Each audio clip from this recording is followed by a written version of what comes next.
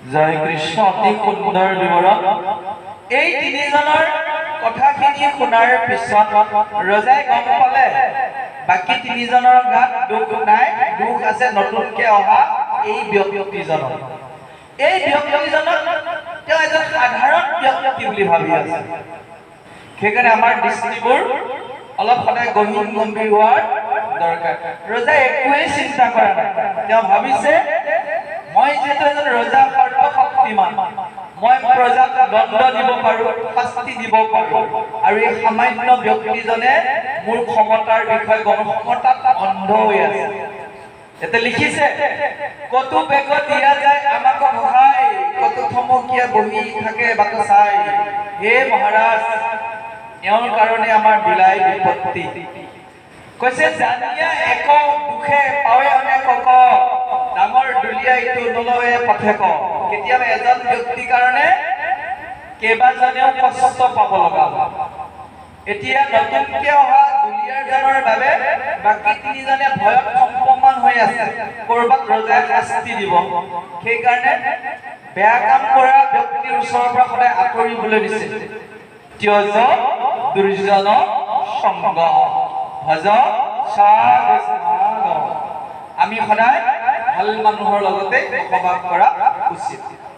প্ৰকাৰতে কৈছে, ইয়াত বুজাইছে ৰজাৰ অৰ্থৰে যে এজনে দুখ কৰিব আন তিনিজনে শাস্তি খাব, এনেকৈ ঘটনা ঘটি আছে। ইয়াক মই ভালকে পৰীক্ষা কৰি লওঁ। কদাচিত দুখ নাই আমাৰ কাৰত ঠাই, এতেকে বুলন্তে কিছু শুধ কৰি চাই সংমোদেৰে জড়ভৰতক চাইছে। যদি ৰাজা আছে জ্ঞানী সবক উপাখি, তথাপি ঢাকিল বুদ্ধি তমু গুণে আখি। আমাৰ তিনিটা গুণ আছে আমাৰ প্ৰত্যেকৰ শৰীৰত, সত্য গুণ, ৰজু গুণ, তমু গুণ। আপোনাৰ যদি শংকুৰ টিঙিচকে উঠি থাকে আপুনি পুৰা ৰজুগুণী ব্যক্তি। শং থাকিব পাৰে মানুহৰ, কিন্তু শংকুৰ যদি প্ৰাধান্য দিয়া, আপুনি ঘৰৰ মুৰব্বী বুলি প্ৰতিটো কথাতে যদি কৰ্তৃত্ব খটুৱাই, ছোৱালীজনীয়ে কিবা এটা কলে যদি দাবী মাৰি দিয়ে, মানুহজনীয়ে কলে যদি কিবা দাবী মাৰি দিয়ে, কৰ্তৃত্ব খটুৱাই আছে, আপুনি ৰজুগুণত আছে। আৰু অনবৰত যদি লোকৰ মুখে দেখা পাই আছে, তেতিয়া জানিব আপুনি তমুগুণত সোমাই আছে। জয় কৃষ্ণ। যে জিভা পাতে কৈ আছে অমুকটো খাওঁ তমুকটো খাওঁ, আপুনি তৃপ্তি হোৱাই নাই, আপোনাৰ অন্তৰ আপোনাৰ তৃপ্তিয়ে হোৱা নাই, আৰু কেৱল বিচাৰি আছে, চিন্তাবোৰ নিকৃষ্ট হৈ গৈছে, আপুনি তমুগুণত পৰিছে। আপোনালোকে যেতিয়া এই মহাভাগৱতৰ ওচৰত বহি থাকে আপোনাৰ সত্য গুণত থাকে, বেয়া চিন্তাবোৰ, খাদ্যৰ ভাৱনাবোৰ, বিষয় বাসনাবোৰ দূৰত থাকে। সেইখিনি সময়ত কি হৈছে আপোনালোকৰ মন আৰু হৃদয় আৰু শ্ৰৱণেন্দ্ৰিয় গোটেইকেইটা একত্ৰিত হৈ আছে। কাণেৰে শুনি গৈ আছে শব্দবোৰ, বুজিব যত্ন কৰিছে। এই যে এতিয়া ৰোলাখন এনেকে বৈছে, ইয়াক বা কি শাস্তি দিয়ে, নিজৰ মাজৰ ভিতৰতে কি আছে প্ৰশ্নবোৰৰ উদয় হৈ আছে। আৰু এইটোনো এনেকুৱা এজন ব্ৰাহ্মণ নে, এনেকুৱা এজন হৰি ভকত নে, পৰুৱা এটাকো নগছকে আমি ফটো মাৰিছো, হিচাপ নাই। এই সোপা মাৰা যে হিচাপ কেনেবাকে ভগৱানৰ ওচৰত দিব লগা হয়, নৰকৰ পৰা উদ্ধাৰ যাব কিমান কোটি জীৱন। জয় কৃষ্ণ। ভাগ্যৱান ভগৱানে কৈছে যদি মোৰ একান্ত ভকত হোৱা, আগৰ দুখবোৰ মই মাফ কৰি দিম, তেহে। নতুবা এইটো বাক্য যদি নকলেহেঁতেন ভয়ত প্ৰত্যেক জীৱই কম্পমান হৈ থাকিলে। অৱশেষত কৈছে যে নিজৰ তেজে ঢাকি যিটো বহয় বিমান, নেদেখে বৰ্ণিক যেন ভস্মৰ নিদান। কেতিয়াবা জুই ওপৰত যদি ছাই বেছিকে থাকে, জুইখিনিৰ উত্তাপটো ভালদৰে গম পোৱা নাযায়। জুইয়ে এতিয়া এই জড়ভৰতৰ ভিতৰত এনেকুৱা এটা শক্তি আছে, তেওঁ প্ৰকাশ কৰা নাই, স্বয়ং ভগৱানৰ লগত পুৰা কানেকশ্যন কৰি আছে। তেওঁ ৰজাক ভয় কৰিব লগা কি আছে? এটাই ভয় কৰিছে, জীৱ হত্যাৰ পাপটো যাতে তেওঁ নহয়। ৰজাই শাস্তি দিব সেইটো ভয় কৰা নাই, কি ভয় কৰিছে? মই জীৱ হত্যাৰ পাপ বহন কৰিব নোৱাৰিম। কিমান কৰি আছো আমাৰ পিছত আছে জয় কৃষ্ণ আগতে যি কৰিল আৰু দেই এইটো খণ্ড পঢ়াৰ পিছত অনুৰোধ কৰিছো আপোনালোকে এই পইতাচোৰা আইসকলে কম শাস্তি নিদিয়ে বাপৰে জয় কৃষ্ণ পইতাচোৰা দেখিবহে লাগে যেতিয়া জীয়েকে চিঞৰ মাৰি দিব পুতেকে চিঞৰ মাৰি মাকে হেতা পাত লৈ দৌৰাই কোবাই মাৰি কতবোৰ কাহিনী কেনেকে ধৰিম সংসাৰ হে প্ৰভু ভাগৱত শুনি ভালে কৰিছো নে বেয়াই কৰিছো তুমিহে জানিবা জয় যা নহওক আপুনি যিমান পানী হত্যাৰ পৰা বিৰত থাকিব সিমান ভগৱানৰ ওচৰ চাব এইটো ফৰ্মুলা যিমানে আপুনি হত্যাত থাকিব হিংসাত থাকিব ভগৱানৰ পৰা আপুনি দূৰ হৈ গৈ থাকিব আৰু যিমানে আপুনি অহিংসা নীতিৰে জীৱন যাপন কৰিব ভগৱানে আপোনাক এই যে আমাৰ চিলাপাত দেখিছেনে ফুটাডাল যে লাহে লাহে টানি আনি থাকিলে চিলাখন যে আহি থাকে আপুনি যেতিয়া হিংসা এৰিব খাদ্য নিয়ন্ত্ৰণ কৰিব ভগৱানে আপোনাক চিলাৰ ফুটাডালে টানি অনাৰ নিচিনা আনি থাকিব আৰু এসময়ত আপোনাক তেওঁ নিজৰ জাগাত স্থান দিব আৰু আপুনি যিমানেই ভগৱানক বেয়া পোৱা কাম কৰি থাকিব জীৱ হত্যা বা অন্যান্য কাম কিমানে চিলাখন যেনেকে প্ৰথমে ৰচিতাত এৰি দি দূৰলৈ গৈ থাকে ভগৱানকো কিমানে আঁতৰি গৈ থাকিব এতিয়া চাব কোনোবা এজেগাত জুই জ্বলি আছে ঠাণ্ডা দিন জুই কৰা ওচৰলৈ গৈ থাকিলে আমাৰ ঠাণ্ডাটো কমি গৈ থাকিব আমি শান্তি পাম আঁতৰি যদি গৈ থাকো ঠাণ্ডাটো আমাক বেছিকে পাম ঠিক সেইদৰে ভগৱানক ওচৰ চাপিব পৰা ভগৱানৰ কৃপা পাব পৰা একমাত্ৰ ৰাস্তা ৰঘুগণৰ লগত হোৱা এই সাক্ষাৎকাৰৰ সময়ত জড়ভৰতে যি আচৰণ প্ৰদৰ্শন কৰিছিল জীৱ হত্যা মহাপাপ বুজি ল'ব আমাৰ দুজনীমান মায়েক দেখিছো জীয়া কাৱৈ মাছ আনি জীয়াই থব 8টা 9টা 2টা উলিয়াই আনি তামোল দি বোলে মাৰি বাচি থাকিব জয় কৃষ্ণ দুজনী মানুহক দেখা পাইছিলো ভালকে মাৰা নাই যেতিয়া চৰুত দিছেগৈ তাতো একদম চক ফটাই আছে হৰি জয় কৃষ্ণ এদিন মোৰ চকুৰে কথা দিছে এবাৰ মানুহৰ লগলৈ গৈছো মোৰ তাত ৰাতি থাকিব লগা হৈ আছে যে তেওঁলোকে মাছ বাচি আছে তেওঁলোকে যাৰ কাম আৰু মাছ বাচি আছে তেলত দিয়া দেখা নাই মই যিহেতু আলহী মানুহ তালৈ সোমোৱা নাই কিন্তু চালনীখনত যে থৈছে এই যে মাছ যদি যে মাজে মাজে যে চিন বনাই পেলাই কাটি ধপধপাই আছে দেখা পাই জীৱ কপি গৈছে সেই মোক দেখেনে মাৰি লওক মায়ে যদি আকৌ আধা মাৰ কিয় থৈছে হ'ব দে বোলে জয় কৃষ্ণ নকৰিব দেই এই যে মাছকেইটা জীয়াই থৈছে সিহঁতে ভাবিছে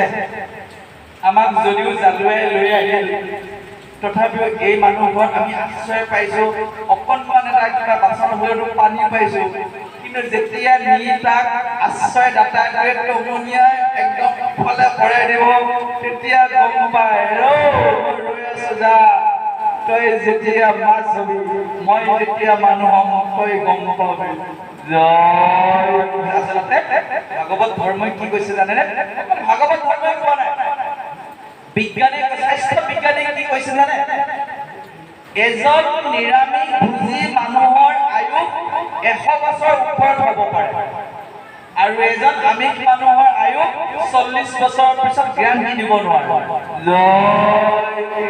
কিয় নোৱাৰে বাৰু গম পাইনে একদম সৰু ফৰ্মত আমি যিবোৰ প্ৰটিন জাতীয় আহাৰ খাওঁ তাত এটা তেল আছে ছাগলী মাংসত এটা তেল আছে ব্ৰইলাৰ মাংসত এটা তেল আছে ডাঙৰ মাছত তেল আছে এই তেলটো ডাইজেষ্ট নহয় আমি যেতিয়া তাক খাদ্য গ্ৰহণ কৰিলো আমাৰ এই যিবোৰ নলী আমাৰ শৰীৰত বহুত কি আছে নলী আছে সেইবিলাক আছে এই সেইবিলাকৰ ভিতৰত কলেষ্ট্ৰল হিচাপে সোমাই যায় যেতিয়া সোমাই তৰপ হৈ যায় তেতিয়া তেজটো তাক চলাচল কৰিব নোৱাৰা তেতিয়া তাক চাপ বৃদ্ধি পায় চাপ বৃদ্ধি পোৱাত উচ্চ ৰক্তচাপ প্ৰাণত কি কৈছে হাই প্ৰেছাৰ বুলি কৈছে কলেষ্ট্ৰল ভিতৰত জমা হৈ যায় ফেটি লিভাৰ হৈ যায় বিজ্ঞানে প্ৰমাণ কৰিছে প্ৰায় ডাঙৰ ডাঙৰ ডক্তৰ প্ৰায় নিৰামিষ আপোনালোকে জানে ডাঙৰ ডাঙৰ কাণ্ট্ৰিবোৰত এতিয়া নিৰামিষৰ জোৱাৰ উঠিছে কিনো কম আমাৰ জিভা পাল আৰু হয় দেখা পালেচোন ৰবই নোৱাৰো জানো অতি সুন্দৰভাৱে ভাগৱতে কৈছে হে নৰনাৰীগণ যদি আমি সুস্থভাৱে জীয়াই থাকিব বিচাৰো আমি যদি আধ্যাত্মিক জীৱন যাপন কৰিব বিচাৰো তেতিয়াহ'লে খাদ্য সংস্কাৰৰ কিছু প্ৰয়োজন আছে আমাৰ নিজৰ ভালৰ বাবে কোনজন মানুহে নিবিচাৰে মই নিৰোগী হৈ থাকিম নিৰোগী দেহ পাবলৈ আপুনি ফল মূল শাক চব্জিৰ বাহিৰে বেলেগৰ পৰা লোৱা প্ৰটিনটোত আপুনি শক্তি পাম বুলি ভাবিছে কিন্তু ভগৱানে শক্তি দিলে আপোনাক সেইবোৰ নহ'লেও চলিব জানিলো তোমাক জগতৰ ঈশ্বৰ তুমি সনাতন হৰি সমস্ত ভূতৰ তুমি ইন্দ্ৰিয় বল জগতকে আশা ধৰি লিখিছে গুৰুজনে যে ভগৱানে শক্তি দিলে আমি শাক পাত খাইও হাতীৰ নিচিনা বল পাম আৰু যদি শক্তি নিদিয়ে প্ৰটিন ভৰাই থাকিও এলেহুৱাৰ নিচিনা শুই শুই উঠিবই নোৱাৰা জয় কৃষ্ণ এই ৰঘুগঞ্জ ৰজাই সিদ্ধান্ত কৰিলে যে এই ঘৰত নথম এতিয়াও জানা নাই এই হৃষ্টপুষ্ট দোলাভাৰীজনৰ কাৰণে মোৰ দোলাখনৰ সমস্যা হৈছে তেওঁ কেনেধৰণৰ সাৱধান বাণী শুনোৱাইছিল ৰজাৰ অভিমান ব্যক্ত কৰা হৈছে ৰজাই প্ৰথমে ইতিকিক কৰিছে জড়ভৰতক ইতিকিক কৰিছে হেৰ' নতুনকে অহাজন বহুত দূৰ আহিলিতো তোৰ ভাগৰ লাগিছে কিজানি নে কিন্তু এই মাত্ৰ আৰম্ভ কৰিছে ঠিকেই কৰিছে বহুত দূৰ একেচৰে বহিলি মেমান ভাগৰে ফিল্ডত দেখো বিদ্যমান হেৰ' তই বহুত সময় কঢ়িয়াই আহিলিতো সেইকাৰণে ভাগৰত চাগে তোৰ অৱস্থা নাই আৰু তোৰ দেখোন হাড় চাল অৱস্থাই নাই হাড় চাল ওলাই আছে চাল লাগি আছে কি কৈছে মস্ত এডাল হৈও ক্ষীণকেইটা সমানো কৰিব পৰা নাই টেংলাই বুলি কোৱা হয় ইয়াতে ক্ষীণ ক'লে বাৰু তোৰ হাড় চাল প্ৰায় বুঢ়া ভৰিলেহে ন দেখো বয়স হোৱাই বুঢ়া হলে হাড়ে চালে লগ লাগিল সেইকাৰণে তাৰমানে তুমি টানা টুনা কৰি আছা কি কৰিছে জড়ভৰতে গম পাইছে ঠিকিঙে কৰিছে মাত বোল দিয়া কৈছে কোন হেৰ' দুলীয়া বাহন তোমাক ইচ্ছা কৰিলে মই কি কৰিব নোৱাৰো ৰজা ৰজাৰ এখন দোলা বহন কৰোঁতে তোৰ ভয় নাই হেন কদৰ্থনা ৰজা বুলন্দে আছয় শুনিয়া নিজৰ অশান্তিতে কোন আহি হয় ভয় কৰা নাই কৈ আছে যদি তুমি আৰু গণ্ডগোল কৰা তোমাক মই মৃত্যুদণ্ড দিম কামখাৰে কৰা নাই আমাৰ জড়ভৰতে কি মাৰিবা তুমি মাৰিলে হ'লেহে আপোনাৰো ডাইৰেক্ট কৃষ্ণৰ ওচৰ পাবগৈ দেখিছেনে মৃত্যুলৈ ভয় কৰা শুনিয়া নিজৰৰ অশান্তিতে কোন আহি হয় মায়াময় তিনি গুণে ৰচিত দেহ ইহাতে মমতা কৰি পাৱে মহক লে এই দেহটোত তিনিটা গুণেৰে ভৰি আছে মায়াৰে ভৰি আছে ইয়াক আঁতৰাব পাৰিলেতো ভালেই কাৰণ তেওঁ জানে মই কৃষ্ণৰ চৰণ চিন্তা কৰি পাণ এৰিলে ভগৱানৰ ওচৰৰে পামগৈ আৰু এটা চিন্ময় দেহ পাম ইয়াক লৈ মই ভয় কৰা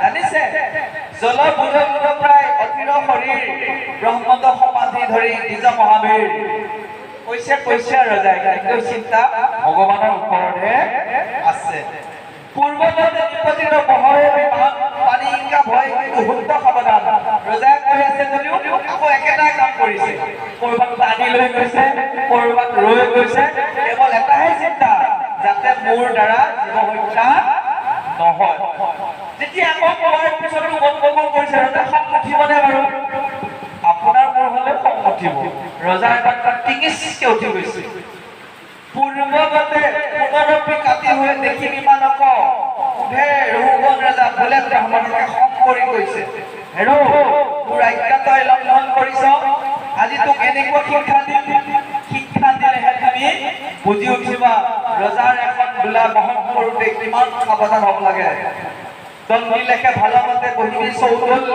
শুনি হেনৰ নিজৰে নিপতিৰ ভুল শুনি আছে এতিয়াও মান দিয়া নাই কৈছা তুমি তোমাৰ কাম কৰি থাকা মই মোৰ কাম কৰোঁ ৰজাই গালি পাৰি আছে পানী ইংকা যাতে নহয় এতিয়াও উল্টা পুল্টা কৰি আছে কৈছে এই ৰজাৰ এটা গুণ বৃদ্ধি পাই গৈছে, সেইটো হৈছে গৰ্বভাৱ। লিখিছে ইয়াতে, দেখিলা দেহত অভিমান বিপৰীত, ৰজুগুণে তমোগুণে গৰ্ববাদিত। যদি আপোনাৰ টকা পইচাৰ প্ৰতি গৰ্ব আছে, মান সন্মানৰ প্ৰতি যদি অহংকাৰ আছে, আপোনাৰ তমোগুণবোৰ বৃদ্ধি হয়। জয় কৃষ্ণ। আগতে আমাৰো তমোগুণ বৃদ্ধি হৈছিল, ইমানখিনি পঢ়িলো, ইমানখিনি বুজিলো, নিজকে অকমান খুলি থকা যায় আৰু। জয় কৃষ্ণ। ভাগৱত বহুতে গম পালো, যিমানে ফুলিবা কিমানে তললৈ যাব। শুনা বুলি প্ৰশ্ন নাই। আপোনালোকে যদি ভাবে বাহ 2 ঘণ্টা বহি ভাগৱত শুনা ধৈৰ্য কাৰ আছেও, আমাৰহে আছে, মনতে যদি ভাবে আপুনি ৰজগুণত পঢ়িলে। অনন্ত কাললৈকে তোমাৰ গুণনাম শুনিবলৈ মুখ শক্তি দিবা। এই যে ভগৱানে যে আপোনালোকক ইয়ালৈ টানি আনিছে, মনটোৱে টানি আনিছে, ভগৱানৰ কৃপাৰ ফলত ভগৱানে আপোনালোকক ঠেলি আনিছে। চোৱা, দেওবাৰটো আহিল, 2 ঘণ্টামান কথা শুনা গৈছো, ঘৰতে কিমান থাকিবা, খোৱা বোৱা উৰা পিন্ধা, তাৰ বাহিৰে কিবা আছে নে আৰু জীৱনটোত? একেখিনিকে কৰি আমনি লাগি যায়। একেই কাম, ৰাতিপুৱা শুই উঠিব লাগিব, দেখি খেপিয়া বৰষুণ, অকমান কম কাম নাই, বৰষুণ যাব, কৰি থকা হ'ল। সেইখিনি কৰি উঠি তিতা কাপোৰ কেইখনক লৈ চিন্তা, সেইটোৱে ঘটি আছে। ক'ত মেলি কাপোৰ তিয়াবলৈ ভয় লাগে, আকৌ ই গোন্ধাই থাকিব। পৰিৱৰ্তন লাগে।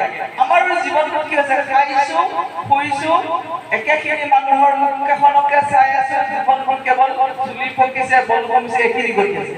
কিন্তু যদি আপুনি ভাগৱতৰ প্ৰেমত পৰি যায়, সাধুৰ সংগ আৰু ঈশ্বৰৰ নামত আহি যায়, জীৱনৰ গতিধাৰা সলনি দেখা হৈ যায় বোলে। কেতিয়াবা কৰবাত চান্স পালে মই কাহিনীটো কম, কিদৰে এজন বৃদ্ধ মানুহ ডেকা হৈ যায়। কৈছিলো ভক্তি মাতাৰ 2 পুত্ৰ জ্ঞান আৰু বৈৰাগ্য বৃদ্ধ আছিল, কিন্তু ভক্তি আৰু ভাগৱতৰ প্ৰভাৱত এজন সতেজ ব্যক্তি, যিজন ব্যক্তি ভাগৱতৰ প্ৰেমত আপ্লুত, যিজন কৃষ্ণৰ ভক্তিত নিজে মন মজি গল, সেইজনৰ বৃদ্ধ বুলি শব্দটো নাই। 90 বছৰীয়া বৃদ্ধ বাল্যও যিমান ডাঙৰ মাহৰ পাছলৈ একদম দৌৰি মাহ ভগাই ফুৰে। মই দেখা পাই সুধিলো, আপোনাৰ বয়স কিমান? কৈছে 90+ চক খাই গ'ল। এই 25-30 মাহৰ পৰা দৌৰি ফুৰিছে আপুনি, ইটো মাথাৰ পৰা সিটো মাথালৈ। ভগৱানৰ কৃপা। যিমানে ভাগৱত শুনিবলৈ ইচ্ছা থাকিব, যিমানে আধ্যাত্মিক জ্ঞানৰ প্ৰতি আপুনি আকৰ্ষিত হ'ব, যিমানে আপোনাৰ কৃষ্ণৰ প্ৰেম আহিব, জানিব এয়া ভগৱানৰ কৃপা। আৰু গোটেইখিনি ৰঘুগণৰ কথাৰ মাজত প্ৰকাশ পাই গৈছিল, আৰু জড়ভৰতে বুজিছিল, ৰজাই কৈ আছে কেৱল তমোগুণে ভৰি আছে। ইমান দিন কিন্তু তেওঁ কথাই কোৱা নাই। আজি কিন্তু ৰঘুগণৰ আগত জড়ভৰতে মাত দিব। এইকেইটা মাতটো অনুমান মাত নহ'ব, এই উপদেশ অনুমান উপদেশ নহ'ব। আহক প্ৰভুজনৰ কণ্ঠৰে আমি শ্ৰৱণ কৰোঁ।